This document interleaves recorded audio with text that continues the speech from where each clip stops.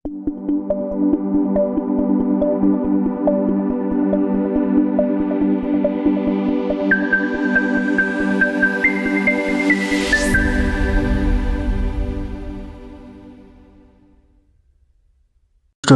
आज के सुबह हम राज्य के विषय में विस्तार से समझेंगे, ठीक है ना? कि राज्य का अर्थ क्या है, तत्व है क्या है, प्रमुख दृष्टिकोण क्या है, आदर्शवादी, व्यक्तिवादी, उदार, सामाजिक कल्याण, समकालीन स्वतंत्रवादी, गांधीवादी अवधारणा और राज्य के मार्क्सवादी दृष्टिकोण को विस्तार से पढ़ेंगे। और इसके साथ ही राज्य की उत्पत्ति के विभिन्न सिद्धांत, दैवीय उत्पत्ति, बल, सामाजिक अनुबंधन और विकासवादी, इन सारे टॉपिक को विस्तार से पढ़ेंगे। तो चलिए वीडियो को स्टार्ट करते हैं। राज्य का अर्थ और तत्व। राज्य एक राजनीतिक संस्था है जिसमें 4 मुख्य तत्व होते हैं। पहला है जनसंख्या, राज्य के अंदर रहने वाले लोग। दूसरा है भौगोलिक क्षेत्र, वह निश्चित क्षेत्रीय सीमा जिसमें राज्य की सत्ता लागू होती है। तीसरा है सरकार, वह संस्था जो राज्य के नियम बनाती है और उन्हें लागू करती है और व्यवस्था बनाए रखती है। और चौथा है संप्रभुता, राज्य की स्वायत्तता और उसके निर्णय लेने का अधिकार। राज्य की संरचना और उसकी कार्य प्रणाली को समझने के लिए विभिन्न दृष्टिकोण अपनाए गए हैं। जैसे कि हम बताते हैं कि राज्य के निर्माण और उसके कार्य करने के पीछे कौन सा सिद्धांत निहित है।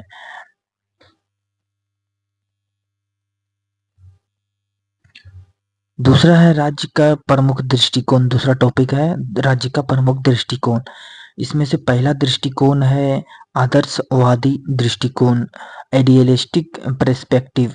इसका मुख्य विचार है राज्य को एक उच्चतम नैतिक और आदर्श संस्था के रूप में देखा जाता है। मुख्य बिंदु में राज्य के निर्णयों और नीतियों में नैतिकता और आदर्शों की प्रधानता होती है। यह दृष्टिकोण मानता है कि राज्य का उद्देश्य नागरिकों के लिए सर्वोत्तम जीवन सुनिश्चित करना है।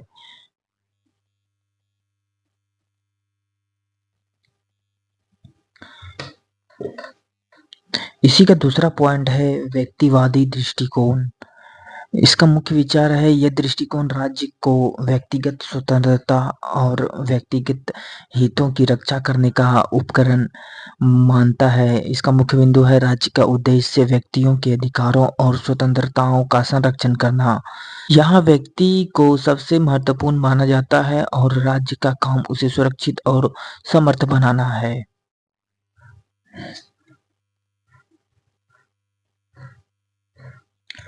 तीसरा है उदार सामाजिक कल्याण। इसका मुख्य विचार है राज्य को एक ऐसा संस्था माना जाना जो समाज के हर वर्ग की भलाई और कल्याण सुनिश्चित करने के लिए जिम्मेदार हो। इसका मुख्य बिंदु है आर्थिक और सामाजिक नीतियां नागरिकों के जीवन स्तर को सुधारने पर केंद्रित होता है। सामाजिक न्याय, समानता और कल्याणकारी नीतियां इस दृष्टिकोण की विशेषताएं हैं। चौथा है समकालीन स्वतंत्रतावादी। इसका मुख्य विचार है इस दृष्टिकोण में राज्य को काम केवल नागरिकों की सुरक्षा करना और उनकी व्यक्तिगत स्वतंत्रता की रक्षा करना माना जाता है। मुख्य बिंदु के तौर पर राज्य का हस्तक्षेप न्यूनतम होना चाहिए, निजी स्वतंत्रता और आर्थिक स्वतंत्रता को सर्वोपरि रखा जाना चाहिए। का मुख्य विचार है गांधीवादी दृष्टिकोण में राज्य को एक ऐसा साधन माना जाता है जो अहिंसा, सत्य और नैतिकता के सिद्धांतों पर आधारित होता हो। मुख्य बिंदु के तौर पर राज्य का उद्देश्य केवल सत्ता अर्जित करना नहीं बल्कि समाज में नैतिकता और सह अस्तित्व को बढ़ावा देना है। स्थानीय स्वशासन और जनशक्ति का महत्व विशेष रूप से इसमें बताया गया है। अगला है मार्क्सवादी दृष्टिकोण। इसका मुख्य विचार है मार्क्सवादी सिद्धांत में राज्य को एक ऐसा उपकरण के रूप में देखा जाता है जो वर्ग संघर्ष और शोषण के हित में काम करता है। इसका मुख्य बिंदु के तौर पर राज्य का मुख्य उद्देश्य शोषण को बनाए रखना और वर्चस्व वाले वर्ग के हितों की रक्षा करना है। मार्क्सवाद के अनुसार राज्य अंततः वर्ग संघर्ष के समाधान के बाद मुरझा जाएगा। इस यहाँ पे अब नया टॉपिक आता है राज्य की उत्पत्ति के सिद्धांत, ठीक है। राज्य के गठन और उसकी उत्पत्ति के बारे में विभिन्न सिद्धांत है, जिनमें से कुछ प्रमुख सिद्धांत को हम लोग अभी पढ़ने वाले हैं। उत्पत्ति, डिवाइन ओरिजिन, इसका मुख्य विचार है इस सिद्धांत के अनुसार राज्य या शासन व्यवस्था का उद्भव किसी दैवीय शक्ति या ईश्वर के आदेश से होता है। राजा या शासक ईश्वर का चयनित प्रतिनिधित्व माना जाता था, जिसके पास ईश्वर द्वारा दी गई विशेष शक्तियां और अधिकार होते हैं। मुख्य बिंदु के तौर पर ईश्वरीय आदेश, राजा या शासक का अधिकार ईश्वर की ओर से आता है। इसका मतलब है कि उनके पास स्वर्गीय अनुमोद है कि उनकी सत्ता किसी नैतिक या धार्मिक सिद्धांत पर आधारित हो। मतलब है कि दैवीय उत्पत्ति का सिद्धांत है, यानी कि लोग मान लेते थे कि जैसे ये राजा आए हैं तो इसको किसी देवता यानी कि देव ने भेजा है, इसके पास विशेष शक्ति है, ऐसा मन में एक तरह का विचार उत्पन्न होता था। इसी के विचार उत्पन्न होने के कारण दैवीय उत्पत्ति का सिद्धांत माना जाता है, ठीक है ना। राजा का दिव्याधिकार अगला पॉइंट में है। इसमें बहुत सी प्राचीन सभ्यताओं में राजा को देव या ईश्वर का पुत्र कहा जाता था। उदाहरण के तौर पर प्राचीन मिस्र में फिरौन को देवताओं और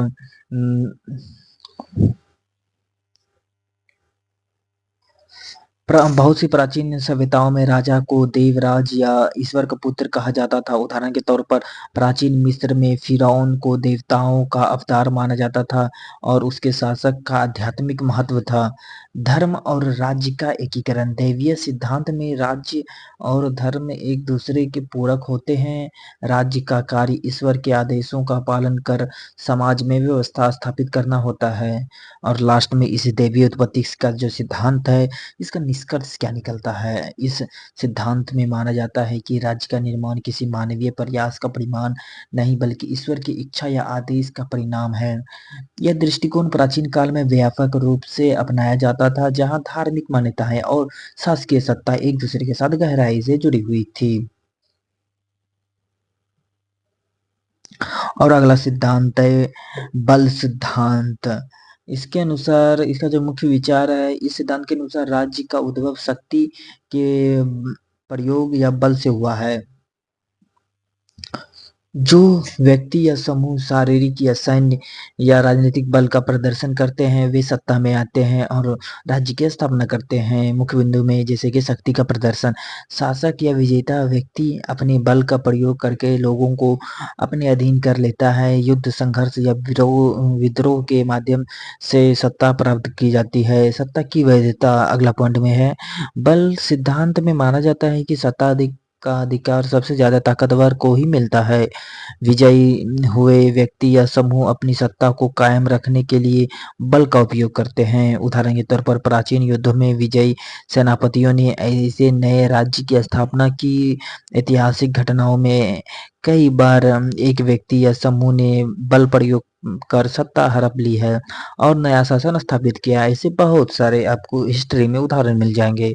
और लास्ट में जो बल सिद्धांत और अगला सिद्धांत है विकासवादी सिद्धांत, इवोल्यूशन थ्योरी, ठीक है ना। इसका मुख्य विचार है विकासवादी सिद्धांत के अनुसार राज्य का उद्भव एक क्रमिक, स्वाभाविक और प्राकृतिक प्रक्रिया के रूप में हुआ है। यह सिद्धांत मानता है कि समाज में अपने विकास में क्रम धीरे धीरे संगठित होता गया और अंततः जटिल राजनीतिक संस्थाओं का निर्माण हुआ।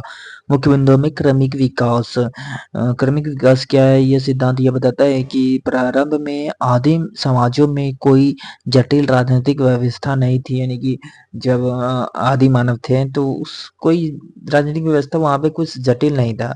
समय के साथ समाज में सामाजिक संगठन, पारिवारिक और कबीले के ढांचे विकसित हुए और फिर राज्य का निर्माण हुआ इसी प्रकार।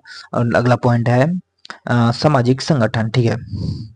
सामाजिक संगठन, समाज के विकास में छोटे छोटे समूहों का संगठन हुआ, जिसके पास अपने नियम और परंपराएं थी। धीरे धीरे ये समूह बड़े होते गए और केंद्रीकृत शासन व्यवस्था विकसित हुए। आधार आवश्यकता के आधार पर परिवर्तन, जैसे-जैसे समाज में जटिलताएँ बढ़ी, एक सुव्यवस्थित और केंद्रीकृत सत्ता की आवश्यकता महसूस हुई। इसी प्रक्रिया में विकासवादी सिद्धांत के अनुसार राज्य का निर्माण हुआ।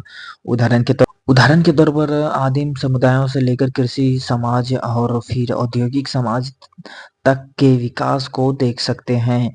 हर चरण पर समाज में शासन व्यवस्था में सुधार और बदलाव आते रहे हैं, जिससे आज के आधुनिक राज्यों का निर्माण हुआ। और लास्ट में निष्कर्ष निष्कर्ष क्या निकलता है इस सिद्धांत का? विकासवादी सिद्धांत इस बात पर जोर देता है कि राज्य का उद्भव एक प्राकृतिक और क्रमिक प्रक्रिया का परिणाम है।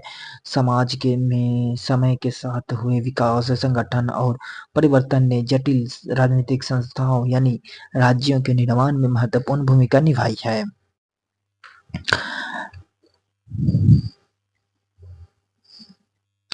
अब समग्र निष्कर्ष यानी कि टोटल कंक्लूजन क्या निकलता है? पहला है दैवीय उत्पत्ति, ठीक है ना?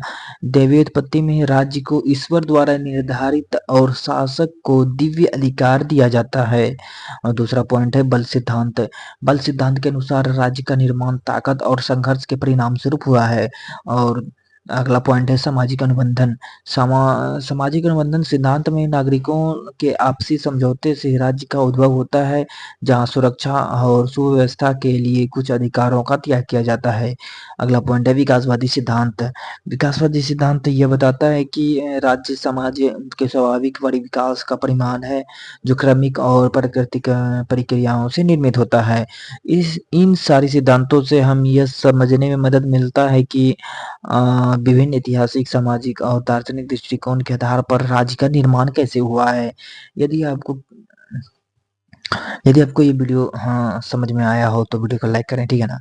कि आज के इस वीडियो में क्या पढ़े हैं, राज्य का निर्माण कैसे हुआ है, विभिन्न सारी सिद्धांतों को भी हम चर्चा किए हैं। तो थैंक्स फॉर वॉचिंग, ठीक है?